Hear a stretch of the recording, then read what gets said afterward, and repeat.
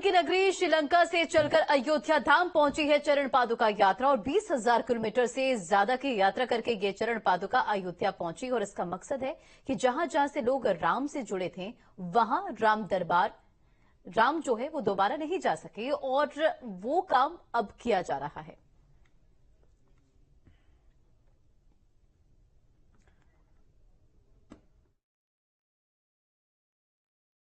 देश भर के राम भक्त इस कोशिश में हैं कि उनका भी प्रसाद अयोध्या धाम पहुंच जाए और लगातार लोग देश के कोने कोने से भगवान राम के चरण में कुछ न कुछ अर्पित करने के लिए लेकर अयोध्या पहुंच रहे हैं। तस्वीरों के जरिए आपको कुछ दिखाता हूं। किस रथ को देखिए, भगवान राम विराजमान हैं, पूजा पाठ है, ये रथ है और भगवान की पादुका यहाँ रखी गई है प्रतीक रूप में, चरण पादुका।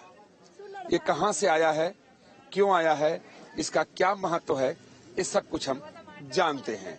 और ये यात्रा करते हुए इस लोग अयोध्या धाम पहुंचे हैं और इस चरण पादुका को पहले आप देखें कि ये काठ की चरण पादुका है और उसके ऊपर चांदी में भगवान के चरण चिन्ह बनाए गए हैं और सारे प्रतीक चिन्ह उस पर अंकित हैं जो भगवान के चरण चिन्ह हैं कि जो शास्त्रों में कहा गया है कि भगवान के चरण के किस भाग में क्या विराजमान होता है, तो उसको भगवान के चरण चिन्ह में दिखाने की कोशिश की गई है।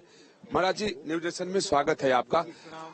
कहाँ से आप लोग आए हैं? निकली तो यात्रा श्रीलंका से थी, अयोध्या पहुंची, जनकपुर पहुंची, लेकिन अभी अंतिम चरण में हम चित्रकूट से प्रारंभ करके यात्रा को अयोध्या धाम तक लाए हैं। श्रीलंका से लेकर अयोध्या आने के पीछे क्या, श्रीलंका से क्यों शुरू किया? श्रीलंका शुरू करने का कारण तो प्रभु श्री राम जब श्रीलंका गए थे, 14 साल तक जंगलों में भटके।